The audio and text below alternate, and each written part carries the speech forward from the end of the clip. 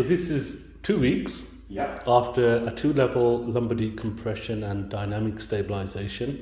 The operation went very well. It was done as a day case. How are you feeling today? Yeah, I'm feeling not too bad. I'd say everything still feels quite rigid around the wound. So everything's kind of quite stiff, but I'm able to walk 80% normally. Good. And I'm certainly a lot better than I was. Yes. The first 5 days was the fastest kind of recovery time. Now it's slowing down a bit. And now it's kind of, I've got to kind of plateau a little bit. Can I just see your walking? Yeah, sure. So.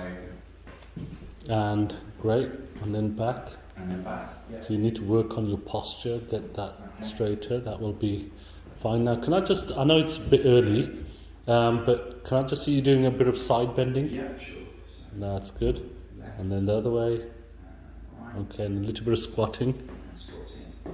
So, Yeah, that's good. yeah. Excellent. Okay. And then try a little bit. I know it's early, Yeah, just a yeah. little bit, but you So, need to start now. So, That's good. yeah. Excellent. Yeah. No pain there. Yeah, that's fine.